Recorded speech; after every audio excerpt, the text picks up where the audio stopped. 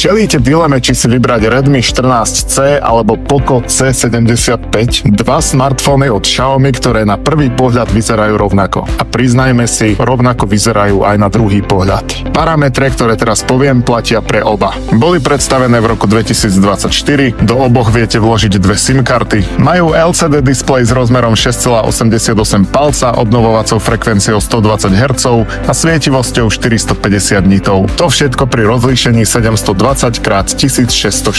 S chipsetom MediaTek Helio G81 Ultra bežia na Androide s nadstavbou HyperOS, disponujú 50 megapixlovým fotoaparátom, 13 megapixlovou selfie kamerou. Jediné, v čom sa môžu z technického hľadiska líšiť, je úložisko a operačná pamäť, kde pri 14C začína rámka už na 4 GB a na C75 až pri 6 GB.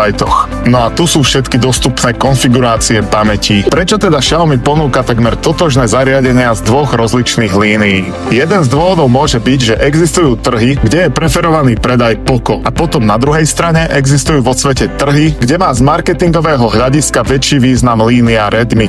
Pokiaľ sa však jedná o náš trh, svoje opodstatnenie majú oba. Jednak obe tieto línie majú u nás už svoju históriu, takže Xiaomi ponúka rovnocennú príležitosť na medzigeneračný upgrade pre nadšencov Poco aj Redmi. V druhom rade majú dôležitú úlohu detaily v dizajne. 14C sa zameral na decentnejšie farby, ktoré pôsobia viac sofistikovane. Ideálne pre tých, ktorí preferujú eleganciu. Tieto farby vytvárajú dojem serióznosti, pričom agresívne neohromujú, ale skôr nenápadne zaujmú. C75 má živé a energické farebné spracovanie, no a pomôže každému, kto usiluje o výraznejší štýl, pretože zaručene zaujme pozornosť. Oproti 14C má tiež netradičné kruhové ikony. Aj keď v rámci tohto videa máme obe čierne varianty, Redmi vytvára feeling nekonečnej nočnej oblohy, na Poco je tento dizajnový štýl použitý len v hornej časti a zvyšok je matný. Cena týchto modelov závisí od zvolenej pamäte. Na mobil online však ani za jeden z nich nezaplatíte viac ako 150 €, čo je k daným parametrom proste super deal. No a keď už si ich budete na stránke pozerať, nezabudnite jedným okom hodiť aj na dostupné doplnky ako ochranný obal a ďalšie užitočné príslušenstvo. Či už sa rozhodnete pre jeden alebo pre druhý, určite nešlapite vedľa. Stačí zvážiť, akú veľkú pamäť potrebujete a ak sa uspokojíte s trošku nižším výkonom, môžete siahnuť po 14C so 4 GB